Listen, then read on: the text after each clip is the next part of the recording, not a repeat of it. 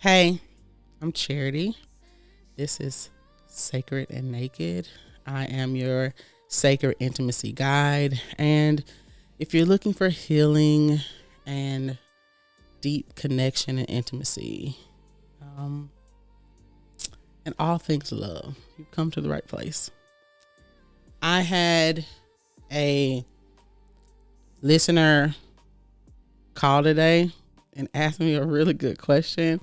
How did I know that I was interested in the lifestyle?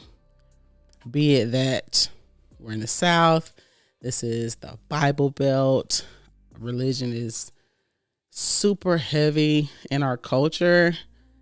My family, my father's a pastor, grew up heavily in church. So I thought it was a great question to follow up on the podcast episodes that I've already put out. And so how did I know I would be interested in the lifestyle? I always had multiple boos. I remember being in middle school and I just had multiple boos and they knew about each other. Like I wasn't like super secretive about it. Very charming, very naturally charming, very friendly. I flirt a lot. And so kind of had a magnetic personality just, naturally growing up. My brother does too. I feel like all of us pretty much do, my siblings and I. And so at school, at church, we would all kind of date each other. I would have somebody at school that I would be talking to, have somebody at church I'll be talking to. So it was pretty easy. When I got married though, and I just found this out not too long ago, I was talking to my husband and now we have an open marriage, but we didn't then.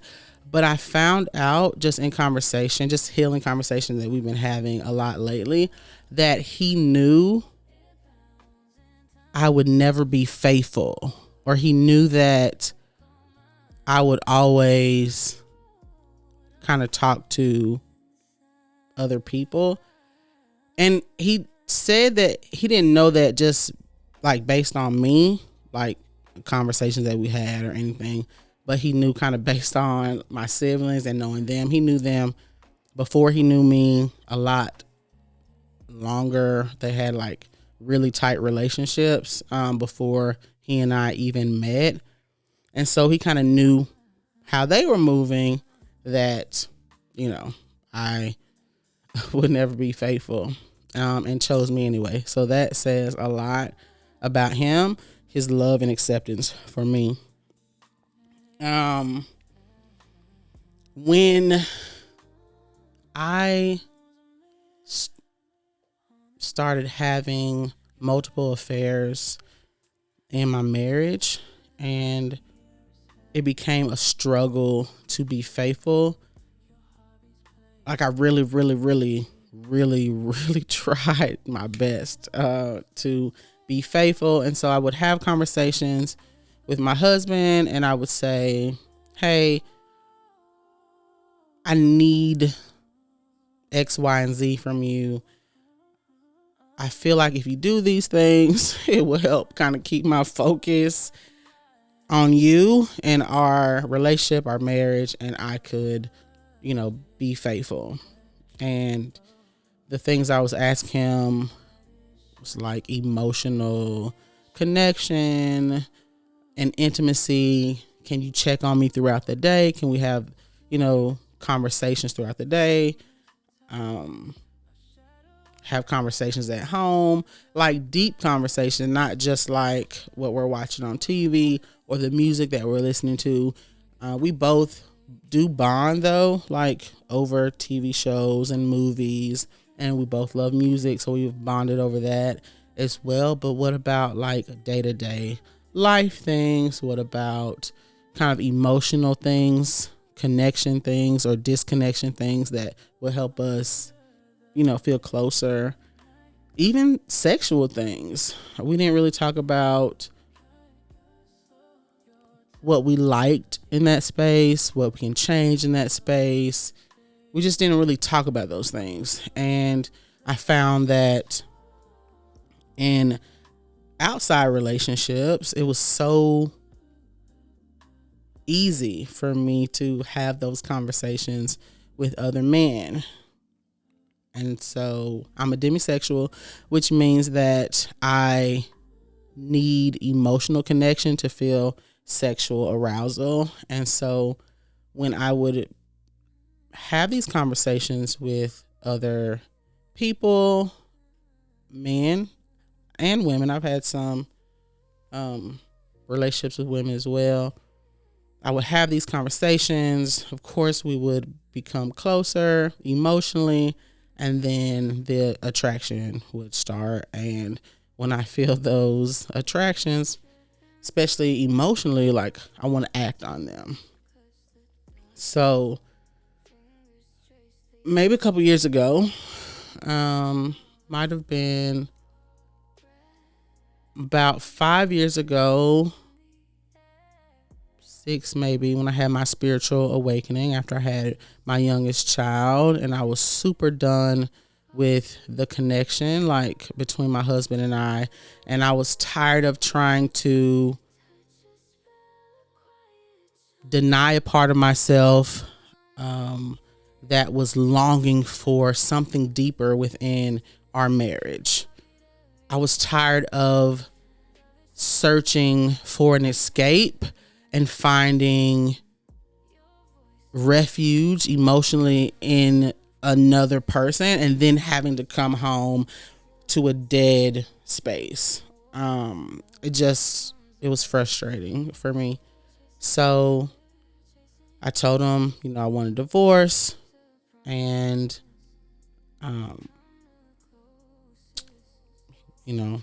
because there's some other things that were happening at the time, it kind of got his attention. He wasn't ready for that, and came clean about, some things. He had also been having affairs, which I felt better about it. I know that sounds crazy, but I felt relieved that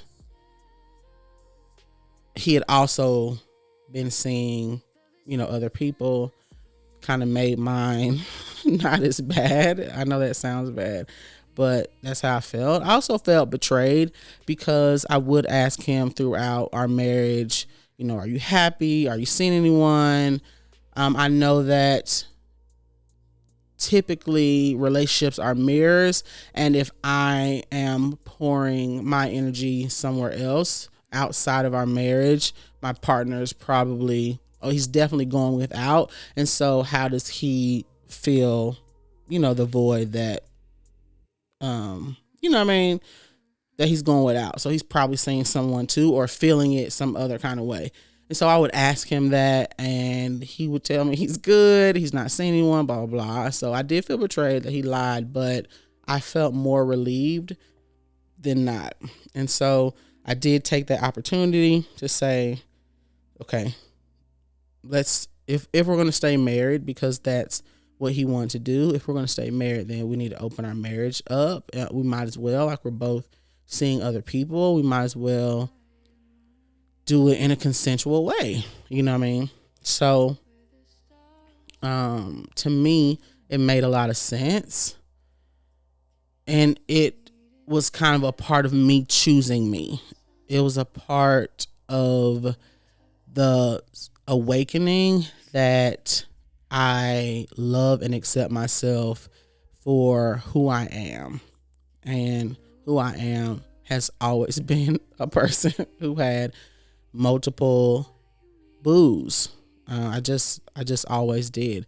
Another question that the listener asked me that I felt was really, really, really good was, do I think my father wound, and I did talk a little bit about that in the podcast episode. Do I think my father wound had something to do with me being polyamorous. And I think that void of longing for love, longing to be chosen, led to a desire for multiple sources of love. Like, I give a lot of love, but the desire to receive a lot of love is also there. And so why not get love from this person and this person and this person? And for me, it doesn't always mean sex. Again, I experience sexual arousal and attraction from emotional connection. So for me, the emotional connection is what's most important. And so for me, polyamory means the freedom to explore connections with people. And I love connections, emotional connections, and physical connections when the emotional connection is there. So those are two really, really good questions that I felt was super important to answer as a follow-up to the episodes that I already put out. I've had four relationships since we have opened up our marriage and started living a polyamorous lifestyle. I would say the one that I'm living now, the relationship that I have now, I have a female partner that I wouldn't say is necessarily my primary partner. I would say my husband is my primary partner because we're married and we have that, the legal aspect of a relationship. But my female partner is a very, very big part of my journey right now and my life right now. And I do sexually have two masculine partners, not necessarily consistently, but so I have my primary relationship, which is my marriage. It's a sexless marriage, but we live together, we raise our children together, we're great friends.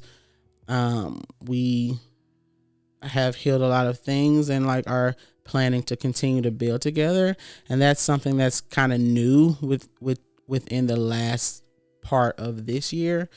I'm so grateful for the relationship that we have now, the connection, the safety, the emotional safety that we have now that we're building. He's talking more about his feelings, and I don't know, the love is just there. It's deeper, and I feel like it's pure unconditional love because we don't have that sexual part that kind of clouds things. Not to say that sex is bad, but I mean, sometimes sex can cloud your judgment or kind of, I don't want to say mislead you, but kind of guide certain decisions and certain things you say and do. And we don't have that. We just have the pure commitment of being family and staying family. And I think that's a big deal. And then, again, I have my female partner, and we've been together almost a year now. And it's pretty new. Probably the first serious long-term female relationship that I've had, and I have learned a lot about myself and the battle that I've had between my feminine and my masculine energy. I have a really good balance of both, and with her, a lot of my masculine energy comes out, and I'm learning to accept that part of me instead of like shun that. And that comes from healing, right? Be able to accept all parts of you. Um, and then I've mentioned my Cancer lover, who's my favorite, and he and I get together a couple times a year. Really healing sex, the best sex that I've had my whole life. And then my daddy, who kind of has this hold on me that I'm really trying to figure out. He and I also have a sexual relationship that, we have sex a couple times a year. So my husband and I don't share partners. You have some polyamory where it's like you and your primary partner, are together, and then you guys share a partner. We don't have that. He has his own thing. He hasn't currently had like a long-term situation, but he's free to explore as he would like. My female partner is also free to explore as she likes. Right now she's choosing not to. And then my Cancer lover, I've upgraded his title to soulmate just recently. He has a partner, and then daddy has as many partners as he likes. We don't have as committed of a relationship as I do with the other three. So maybe one day, but I don't know. But yeah, that's how I got here, and I love it. I love it because it's me loving me. It's me choosing me. It's me accepting me, and I'm not cutting off a part of myself to please anyone. When I approach or am approached with a potential lover, or even with the lovers that I've chosen, I have now, this is a part of me. I'm very honest about it. Everybody knows about everyone, and we openly have conversations about the other spaces, and they choose to be with me, choose to leave. I just believe in being my most authentic self so I can enjoy the life that I'm creating. And I'm really enjoying it. I'm really having the best sex and the best love relationships, meaningful relationships that I've ever had in my life. And it wasn't too long ago that I was yearning and kind of devastated, really, I wouldn't say depressed, but like very sad that I wasn't experiencing the relationships that I wanted to, relationships that reciprocate the love and commitment and generosity that I do. And I can say that the partners that I have now are very committed and consistent and very loving.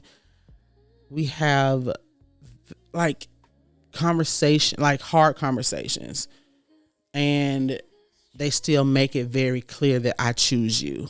And for me, that's very healing. I didn't have that growing up. Very much used to, when you have a disagreement, you don't see eye to eye, then you kind of remove yourself. You withdraw your love. And that was very, I think, traumatic for me. And I kind of started to move that way myself and expected others to do the same because that's what I was used to.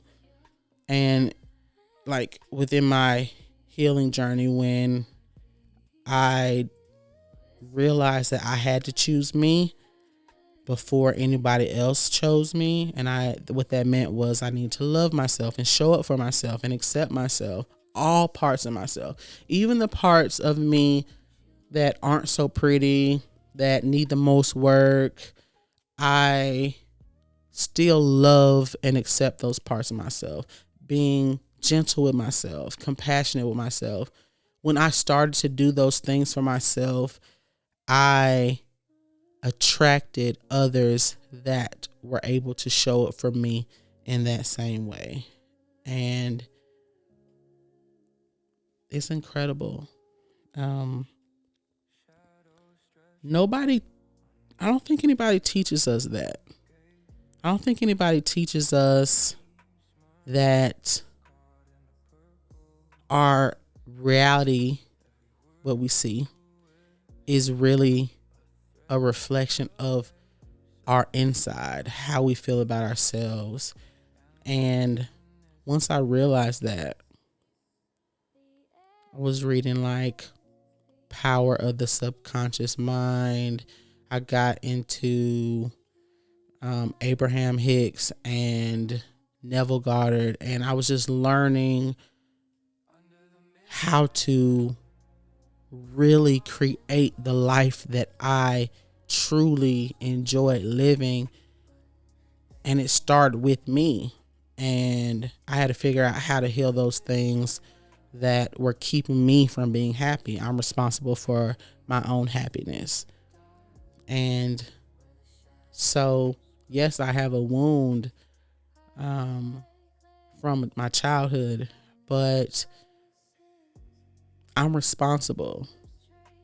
I'm responsible for the life I'm living now. I'm responsible for my healing. I'm responsible for making sure I do all the things that make life beautiful right now. I can't change my childhood. I can't change how I feel like I was treated. I can't change how it affected me, but I can accept how it affected me, and I can speak to those dark spaces, and I can speak to that little girl, and I can tell her that she's safe, and I can tell her that she is loved, and I can tell her that I will do everything in my power to show up for her in every version of her, until she blends into the woman that I am today, which is very confident and very loving and very much worthy of all the love in the world. So if you're struggling with that, any of that, if you're struggling with finding happiness and security and really the will and reason to want to live the best, most abundant life that you can, it starts with inside of you. The work starts inside of you. It starts with how you see yourself. What are your beliefs about yourself? And you have to speak to those. And you have to unlearn some things. And you have to stop like certain thoughts and reprogram your mind and reprogram your thoughts and your feelings. And it's an incredibly hard but very meaningful journey. I did not know then that I would be here now. And honestly, I can only see better in the future. Like, I can only see more. I can only see abundance. I can only see bigger in my future. And it's so crazy because now my husband is on the same wave as me. He texted me and he was telling me like how proud of me he was. I've been talking about starting a podcast for a couple of years, and he was just telling me how proud and how inspired that he is, and that it's only up from here. And that feels really good. And it feels even better coming from a person that I've been with since 19, and the beginning of our relationship was a struggle, and we fought and we've done things and said things that I know now, that we regret, just very hurtful things that, our past has brought up for us, and to now be in a space where we're pretty much on the same page, and that he believes in me the way that he does, and speaks into me the way that he does, and loves me the way that he does, shows up for me the way that he does, is just a testament to all the fucking hard work that I have done to get here. And I didn't change him. I didn't nag him. I did in the beginning, right? But when I had my awakening, when I'd given up on my marriage, and I said, I need to focus on me. It's me. I'm responsible for my happiness. I need to figure out who I am, what I like, what do I want? And I really dove deep into myself and was committed to just unpacking and throwing out and, buying into new ideas. And man, wow, it really transformed my life. And I even look different from how I did years ago.